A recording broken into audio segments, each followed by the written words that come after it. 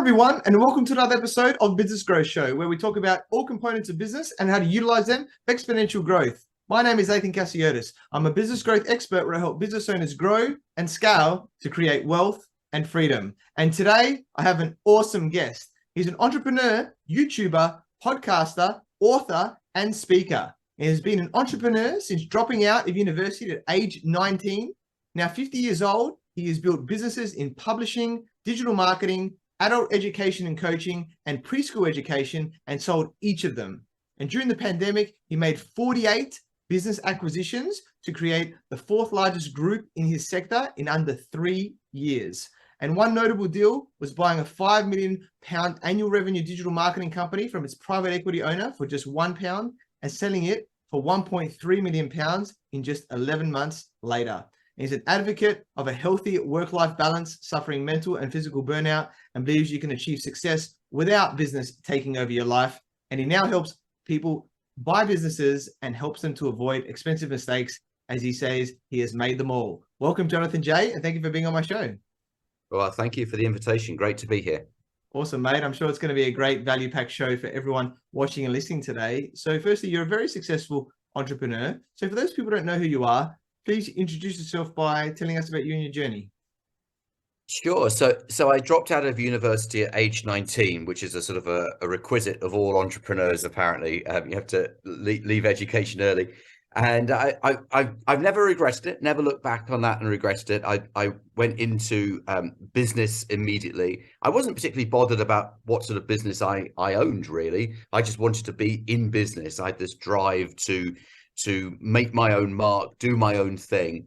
And I've been doing that now for, 33 years. You very kindly said I was 50 in that introduction. I'm nearly 52. I've been in this for a while, and I've experienced most things that entrepreneurs have experienced. I've experienced the highs and the lows. And what I think is slightly different about the way I approach this is that I'm very happy to talk about the lows as well as the highs. I think some people make everything sound incredible, rainbows and unicorns, and it all so wonderful. But the other side of the coin is that with business there are always challenges, and I specialize now helping other people buy businesses, and I don't sugarcoat it. I don't say to people, well, you can buy a business with your eyes closed and it's very, very easy. It's certainly straightforward if you have a system, if you have a process, but like most things in life, if it's worth it, it isn't going to be easy. But the results can be absolutely incredible. So I've got people who started off unemployed, they weren't working, and within 1 year they own, in this particular case I'm thinking of right now, a business with annual revenues of £7 million, making £1 million profit a year. So the transformation can be very, very fast, but there's effort, there's work in the meantime. And I've been doing this for a long time now, so I've seen just about every single situation imaginable. Yeah, awesome, mate. I love the story and how you're helping others now. And I dropped out of school as well, my final year, so I know how it is to drop out. It's that thing where we're not fitting into the standard system, I guess, and doing things a little bit differently. So but you've definitely got some great experience in what you've done, and yeah, some amazing deals. And there's probably a lot of people that are a bit skeptical, right, of what you're saying. So like, is it really possible to buy a business without risking your own cash? Oh yeah, absolutely. I mean, that's just the smart way of doing it. I mean, the way most people think that you buy a business is you go to the bank and you arrange a loan, and the collateral for the loan is your house, is your real estate. And then you take that money that you borrowed from the bank, you give it to the owner of the business, they hand you the keys, and now you've bought the business. Well, of course, you can do it like that. And a lot of people do it like that, but there's a far smarter way of doing it. And the smarter way of doing it is to, number one, don't use your own house as collateral. That's a big no-no. We never want to do that. But secondly, the bank will typically ask you to put in some money to combine with their loan to make up the purchase price. And sometimes we call this a down payment. Sometimes we call it initial consideration, depending upon the sort of the type of phrase that you're using. However, the way we approach things is to finance the acquisition 100%. So we don't put any of our own money in. And I say this to people, even if they're well off, even if they're rich, you know, it doesn't matter how much money you've got. At some point, you're going to run out if you are giving some of your money each time for each acquisition. So the reason I've got people who've bought 5, 10, 15, 20, 25 businesses is because they aren't running out of their own money. They're not risking their own cash. And there are lots of different ways of doing this, but typically we combine several different ways of financing to piece together like the pieces of a jigsaw puzzle to provide the seller with what they want. But on the other side, we also negotiate hard. So we negotiate really good deals on really good terms. Yeah, awesome. Love that. Yeah, definitely. I agree that, you know, this is a powerful area and I've been learning about it, you know, more recently as well. And, you know, because starting a business from scratch is quite hard, right? Like I've done it with multiple times and I'm sure you have, and many people have, but let's talk about, you know, the difference between starting from scratch and why, you know, buying a business, you know, is faster as well. Yeah. Yeah, it's just like you. I've started businesses from zero, and you do spend a period of time at the beginning, 1, 2, maybe even 3 years, not making very much money, wondering whether it's going to work, maybe even putting money into the business rather than taking money out of the business, and yet sometimes risking everything to make that business work. Now, I was happy to do that in my 20s. I really don't think that I want to do that being a little bit older now. So the smartest way of doing this is to buy an existing business that already has a product or service that's tried and tested and liked by the consumer. A business that already has an office and staff and systems and financial systems. A business that already has a website and marketing and a brand. And probably more important than any of those, a business that has cash flow. Because that's the hardest thing when you're starting a business, getting together that cash flow and making the business cash flow positively. So what we want to do is to buy a business that's established and profitable. And sometimes people out there on the internet say, you know, buy a business that's underperforming. It's what we call distressed. It's on its knees. You know, buy it for nothing, turn it around, turn it into a success story and sell it. Now, I've done that and it's really, really hard to do. I've done it successfully and it's still hard to do. I've done it unsuccessfully and it's really hard to do. So the smartest thing to do is to buy a business that's already making money, already got the positive cash flow, because that is the secret of success in business. Yeah, I love that. So powerful. And let's talk a bit about this, right? Because a lot of people are, you know, I'm thinking this, and, you know, a lot of people are probably thinking, well, yeah, that's great, but how do we find like these businesses, right? Because what would be the reason why somebody would, you know, potentially want to sell, right, one of these businesses in there, so that we could find something that's a decent business that has cash flow and everything like that. So what is, you know, some secrets about, you know, the reasons behind this and finding, you know, these great businesses? Yeah, sure. So there's a massive misconception that the only reason someone sells a business is because there's something wrong with the business. I mean, that is just so wrong. I mean, that is someone coming at this from completely the wrong mindset. People sell businesses for reasons other than money as well. People sell businesses because of retirement. People sell businesses because of ill health. People sell businesses because they're moving away, or they want more time to spend with the grandchildren, or maybe even a combination of all of those things. And yes, some people sell businesses because they want to make lots of money. Typically, that's not the type of owner that we work with, because that owner is all about maximizing the cash that they make from the business. What we're looking for is an owner that has a priority other than money. So a priority like one of the ones that I mentioned. Typically it's retirement. There are more people at retirement age or coming up to retirement age in the world than ever before. So there are so many of these people who don't have a succession plan, and they reach their 60s and they're thinking, what happens to this business when I decide to, you know, go and spend time in the holiday home and spend time with the grandchildren? So As a result, we've got so many businesses that are available to buy, and they're the ones that we're looking for. And we've got different ways of finding these businesses. The worst place to find a business like this is one that's advertised with a business broker. So a business broker is like an estate agent, a realtor for businesses. And as soon as a business broker advertises a business for sale, we know that it's overpriced, because the business broker typically goes for a price point that's higher than reality, simply because they want to get the listing from the business owner. So if there are two business brokers looking at the same business, one business broker might say, I think you'll get $500,000 for this. The other business broker says, well, what did the first guy say? Oh, 500,000. Oh, he's completely wrong. It's going to be $1 million. And of course, the owner of the business signs the contract with the broker who said $1 million. Now, the business broker now moves on to the next listing and doesn't even think twice about that business. And it's the poor people in the office who have to now try and sell that business for $1 million, which they know is going to be very difficult to do. So when someone's listed their business with a broker, they have very, very high expectations of value. So that's why we do not go to brokers. We go off market. We go to owners who've been thinking about selling their business, maybe for a while, but haven't yet done anything about it. They're the people that we want to speak to.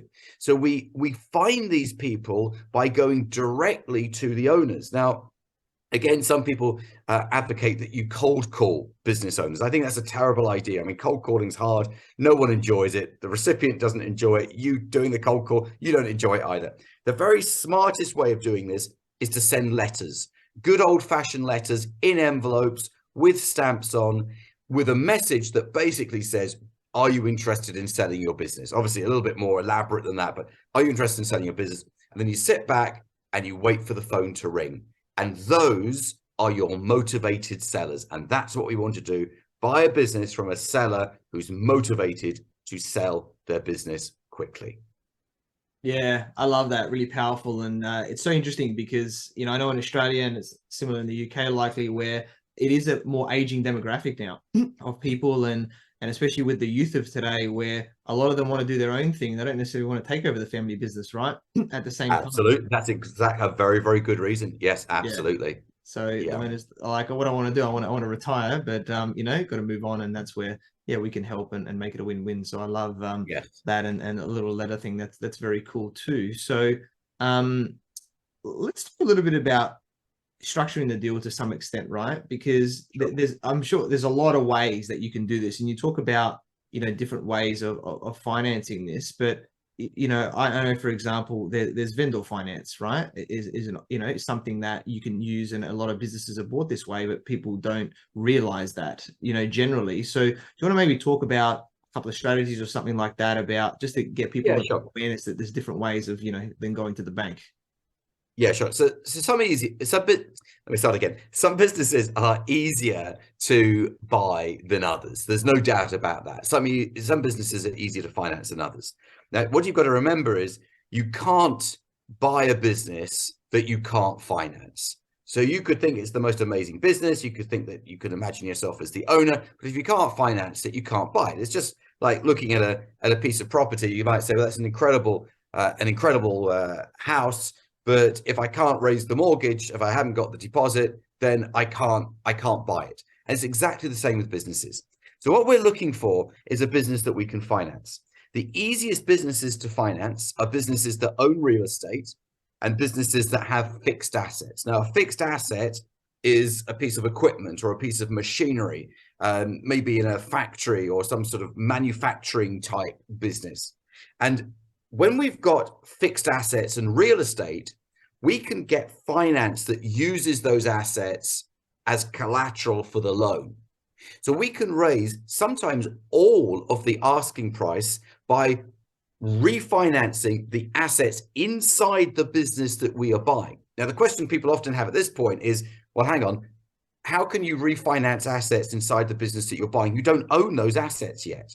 Well, it's just like buying a piece of property. You get the mortgage all lined up, and on the day of completion, the day of closing, what happens is that the mortgage falls into place and the loan comes through and the property belongs to you. It's exactly the same with using asset finance or property finance to buy the business. You mentioned vendor finance or owner finance or deferred consideration, the consideration being what we pay for the business, where we defer it.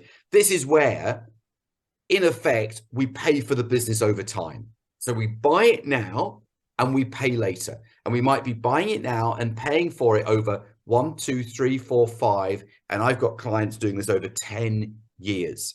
That means, and this is the really clever part, the business finances itself because we are using the profit that the business generates to pay the owner. Now, there's a variation on this where the amount that we pay the owner goes up and down depending upon the success of the business during that quarter or that year. This is actually my preferred way of doing it because it means that the acquisition is risk-free. And I'm all about helping people do this on a risk-free basis. It's risk-free because every business goes through ups and downs. No business is exactly the same year in, year out. The last thing you want is to buy the business and then it goes through one of those dips, but you've still got fixed payments to make to the owner. So what we do is we link those payments to the performance of the business. So if it goes through one of those dips, we pay the owner less during the dip. And when it goes through a peak, we pay the owner more at that point. So everyone wins. The owner can receive more. The seller doesn't have the risk of having payments that they can't make.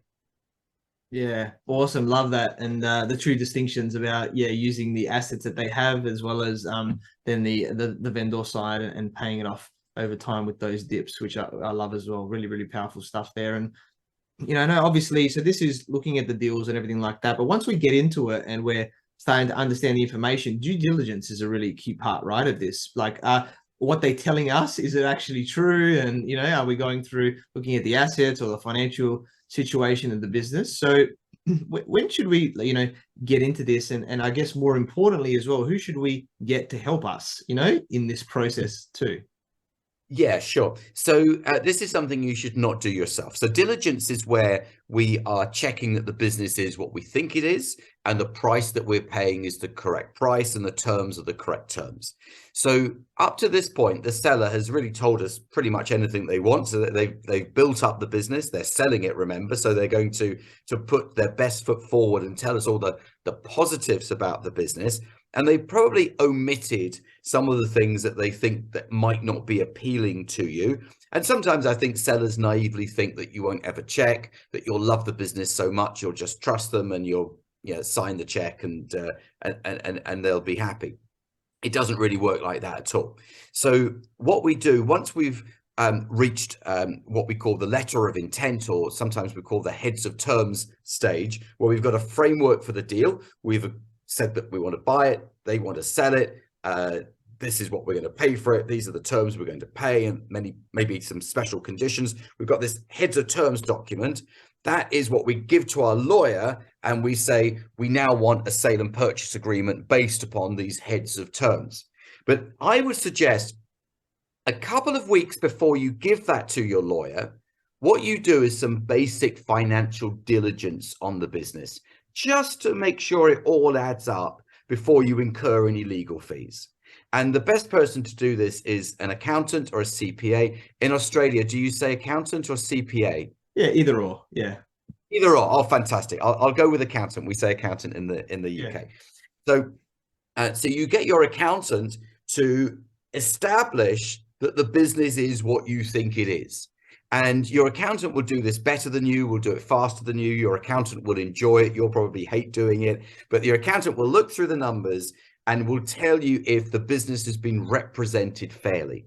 If that is the case, then you can start the legal process, and the diligence continues on a much deeper level. And that diligence is the bit that the seller finds stressful, because they're so concerned that you're going to find all the things that they've been hiding away. And people don't do this maliciously. They're worried that if they tell you the whole story, you might not be interested. So I think the very best way of approaching this with an owner is to say, look, every business has good parts and bad parts. it's far faster for us if you tell us what the bad parts are now. It doesn't mean that we won't buy the business. It just allows us to have a more balanced view of what's going on in this business. And I think owners breathe a sigh of relief when you say that, because they know that one day you will find out. It's way better to find out nice and early. Now, sometimes people say, well, what happens if you find something really bad in diligence? Well, you can pull out of the deal if you want to, but it might make more sense to use that as a way of renegotiating the deal, to pay a lower price, to have better terms, because problems can be dealt with. It's just knowing that they exist. That's the most important thing. Yeah, I love that. Really, really powerful stuff. Now, you talked about like the dips and ups of a business, which happens over time. And obviously when we buy this business, there's a couple of things that could happen here.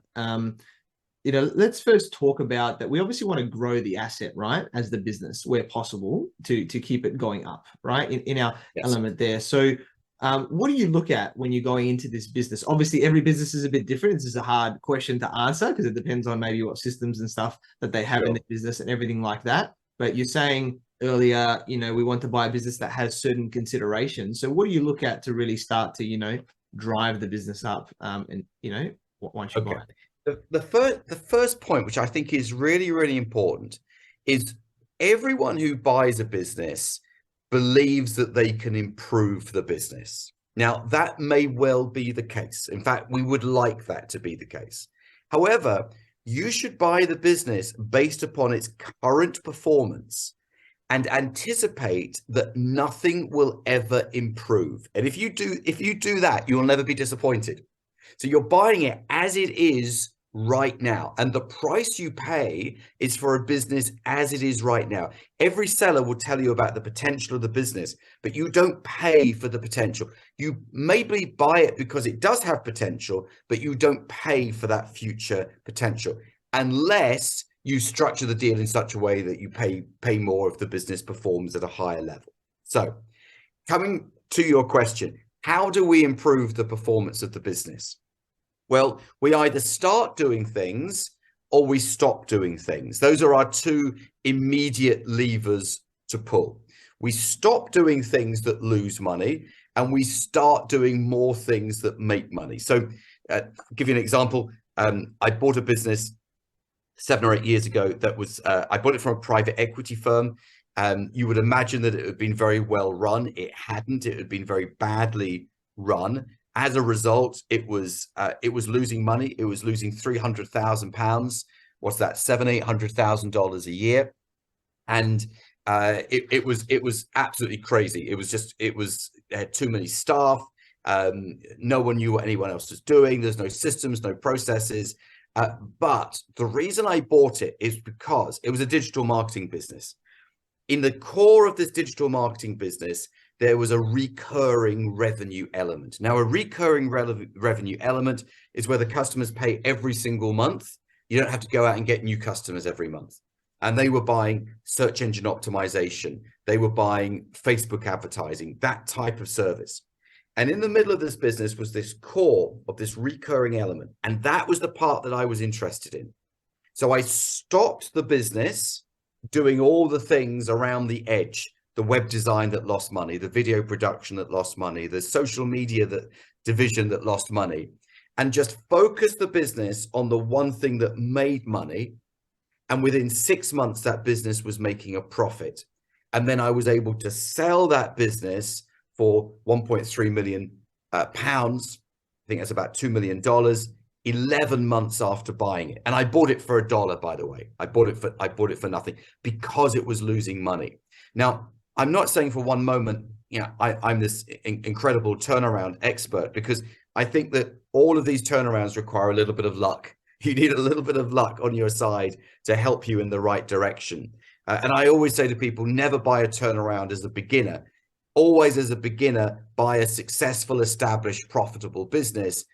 Do the turnarounds later when you've got more experience. Yeah, awesome. Love that, mate. Really, really powerful stuff there. Now, also in a business, right, there's a couple of different stages. This business, the owner may be working like a lot in the business, or maybe the owner's not really very involved, right? And it's somewhat under management, which could, change the valuation of the business and everything. So do you want to maybe talk about a couple of these different instances and how that changes, the way we buy the business as well?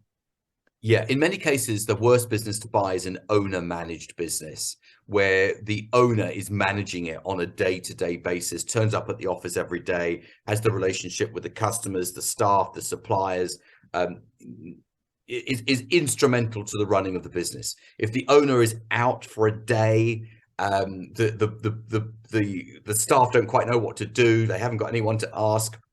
If the owner's on holiday for a week, it starts to go downhill, and the owner comes back and says, "Oh my goodness, I can't leave this business for a week without it falling apart without me." Now that's the worst type of business to buy. Yeah, if that happens in a week, what happens when the owner hasn't been there for a month?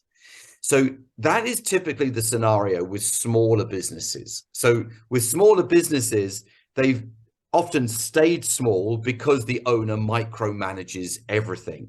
And then when the owner wants to retire, wants to get out for all the reasons that we've mentioned earlier, it's very hard for someone else to come in and step into their shoes unless you are a business buyer looking for a job, because then you've replaced the owner and now you've got the job of managing the business.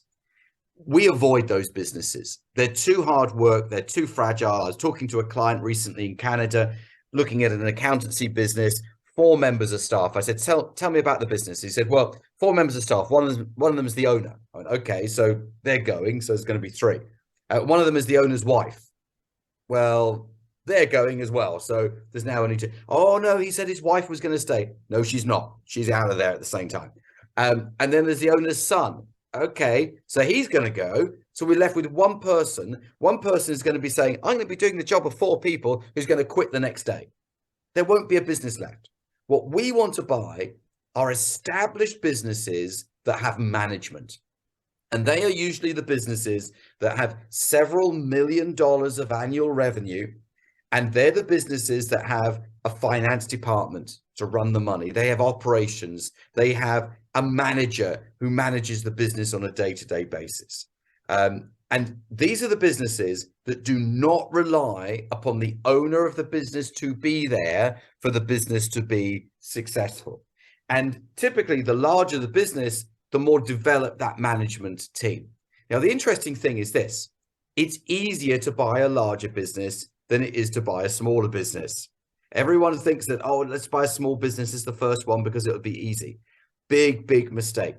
Buy a larger business, you will get a far better return on the investment of your time and your energy. You will buy a business that's going to be more successful. You'll buy a business that's more stable. You'll buy a business with better financials and a business that makes more money. You know, if you buy a business that does $300,000 a year in revenue and makes 20% profit, that's $60,000 a year. Okay. Now that's not a business. That's a job. If you buy a business doing $3 million of revenue a year, making 20%, that's $600,000 a year. Now that starts to move the needle. That starts to pay off the mortgage. That buys the holiday home. That buys the overseas holidays, the trips. So this is a very different ball game when you get into the larger businesses, and they're easier to finance because larger businesses have proven something. They've proven success. Smaller businesses haven't proven that success yet. I hope that makes sense, but I always advocate going for the larger businesses. Yeah, definitely. To me, it does, and I'm sure hopefully to everybody else as well. More stable asset, and don't get too caught up on, it's a massive multi-million dollar business. How am I going to afford it? It's like, find the way on how you get the financing right. Yeah, you've said there a very good thing there. I think it's not about, people look at a business they're interested in buying and say, how can I afford it? And that is a massive limiting belief, because they're thinking about, what have I got in my pension that I can draw down? What have I got in my savings? Yeah, can my brother-in-law lend me some money? They go through all these, how do I get the money together? This, can I afford it? And the answer often is, no, I can't afford it. Instead of thinking, how can I afford it? Think, how can I fund it? How can I fund this business? What assets does it have that I can use as collateral for loans? Does it have invoices that I can borrow against? Does it have cash in the bank? Because we can use the cash in the bank as part of the payment for the business. Have we got a highly motivated seller who will accept some of the payment in the future? You know, so we think, how can we fund it? And we put together all the funding pieces, and the answer is yes, we can fund it. Or sometimes, no, we can't fund it. But if it's no, we can't fund it, we just move on to the next one. Yeah, awesome. I love that. Really shattering those beliefs, and it is very possible, especially when you can get guided every step of the way. And talking about guidance, there, I know that you have a YouTube channel as well. So yeah, tell us more about what's on there. Yeah, nearly 200 videos, all about buying a business. So the majority of the videos are interviews with people who've been onto my courses, who've gone off and bought businesses. And they've done it step by step, following my system, following my process. And they're from all different walks of life, all different business backgrounds. Some people had never owned a business before, and now they own a multi-million-dollar revenue business. Some people were in business already and have bought other businesses to grow their existing business. And I interview them about what they have learned, what they would tell other people to do. Interestingly, I always finish every interview with the same question, which is, someone who's watching this interview about buying a business, they're thinking about doing it, they're not quite sure, what would you say to them?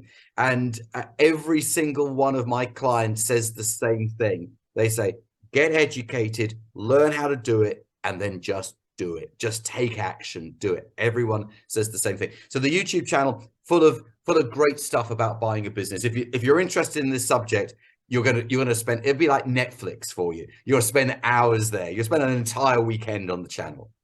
Yeah, awesome. Love that. And yeah, we'll have it in the show notes as well, with a link and everything like that to the YouTube channel. I'm sure I'm going to be checking it out much more as well. And let's talk a bit about coaching and mentoring now, right? Because I know in business it's extremely important, to have that. And I'd love to hear from your perspective about coaching and mentoring and what it's helped you, to achieve. Yeah, sure. So I really wish back when I was 19, I'd had someone who'd guided me, in business, in property as well. I mean, I started buying some properties in my 20s without a plan. And, my property portfolio over the years has grown and shrunk, and it's never really had a direction because no one got hold of me when I was younger and said, right, this is what you need to do. But something, you can have a mentor at any age. You don't have to be young to have a mentor. And if you want to do something faster, then you find someone who's already done it, say, what did you learn? What's your process? And copy it. Because why would you reinvent the wheel and make it up as you go along? So years ago, about 7 years ago, I'd just done some business acquisitions, and people started to say to me, how did you do that? Because they owned businesses themselves, but they'd never bought a business. And I put on a workshop for them, and I got them sitting around a table, and I said, right, this is how I do it. And I showed them all the contracts, and I showed them all the numbers and the paperwork and how it all worked. And I thought that was it. I thought this was like a one-off. And then the following week, people were contacting me saying, I heard you did this workshop. Can you do it for us as well? And before I knew it, I had another business, which was helping other people buy businesses. And both of my parents were business owners and teachers. So they owned a private school, and they were teachers in that school. So I picked up a little bit of the business owner side of things, and also a bit of the teaching side of things. And I love breaking down a complex subject, because buying a business, mergers and acquisitions, is a big subject. Let's not pretend that it isn't. It's a big subject. And breaking it down into bite-sized chunks so anyone can understand and anyone can implement. So the Deal Makers business, the Deal Makers Academy business, has come out of that one little workshop that I did 7 years ago. And now we have clients all around the world, a growing number in Australia. I hasten to add, a growing number in Australia. It's quite phenomenal. And another new client joined us last week. And this is where we can actually hold your hand through the entire business buying process. Yeah, awesome. I love that. Completely agree with the power of coaching, mentoring, and getting there faster, right? Because we can try it. It might take us, 5-10 years to do it. Why do that when you can do it in a year or something like that, and follow the process of others? So yeah, that's awesome. And one thing I'd like to just ask, you talked about that a lot of people don't talk about the failures and things, right? In businesses, they just talk about the good side. Do you Yeah. want to just share, a big business failure or something of yours and, whether you overcame that or how it happened for you? Yeah, sure. I mean, there's been loads of things that don't go right. I mean, anyone who's been in business for 6 months knows that things don't go right. I typically forget them pretty quickly. Yeah, I mean, during the pandemic, I bought 48 businesses very, very quickly, and people ask me for advice on what do you say, Jonathan, about buying 48 businesses during a pandemic?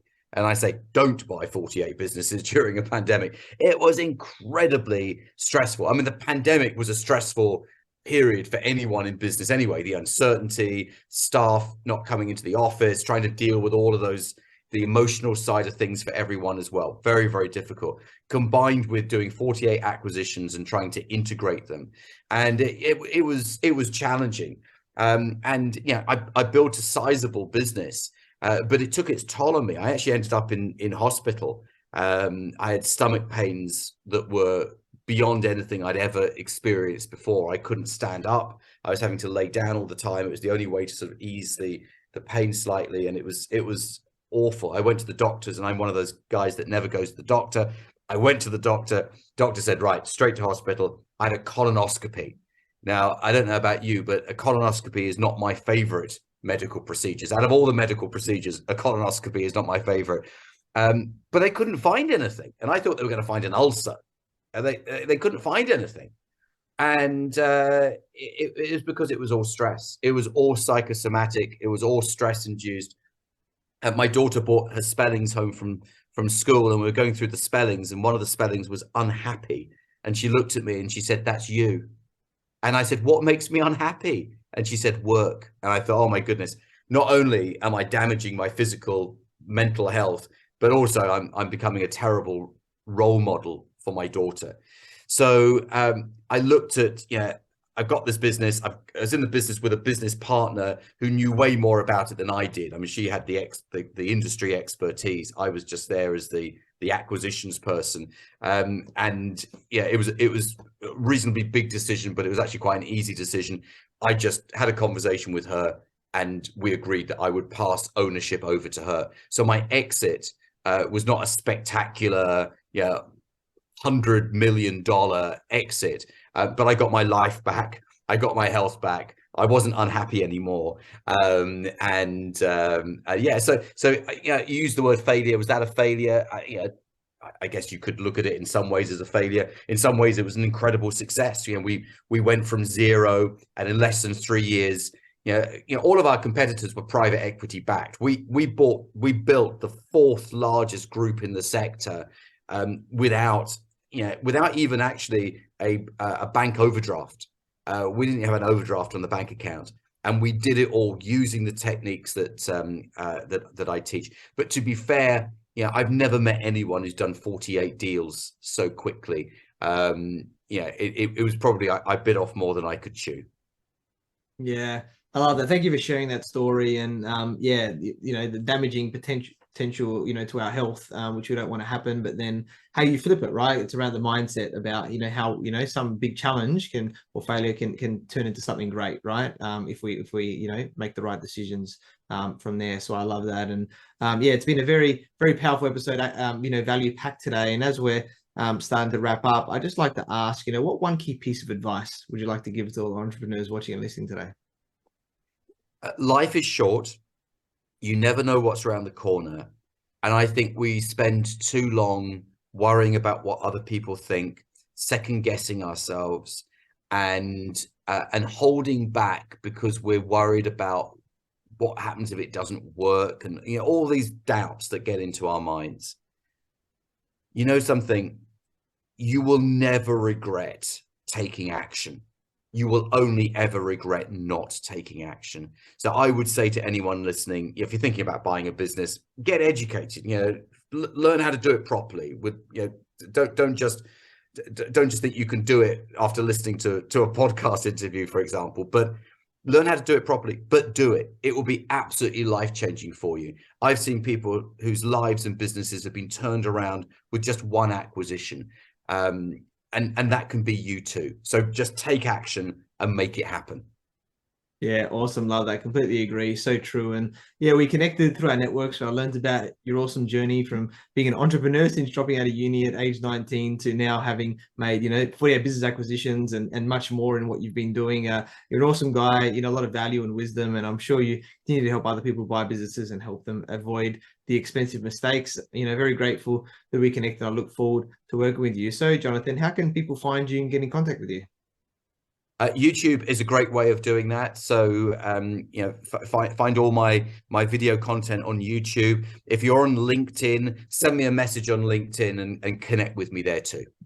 Yeah, awesome. Definitely check out Jonathan, guys. YouTube, LinkedIn. So much value, as he said, over 200 videos in YouTube, and connected them on LinkedIn as well. Definitely knows this stuff. From today, and I want to thank everyone for watching and listening to this show where we talk about everything on business growth. And please like, subscribe, leave us a 5-star review. You can find me on LinkedIn, Facebook, Instagram, and YouTube as Athin Cassiotis, or visit my website, athincassiotis.com. And if you're going to grow and scale your business, you can reach out to me in any platform to see if we're a good fit. And I completely agree with you. Or do I? The only way we know is if you tune in next time. So until next time, remember that our business grows when we learn skills and take action using them in spite of fear. So remember to design your growth and results.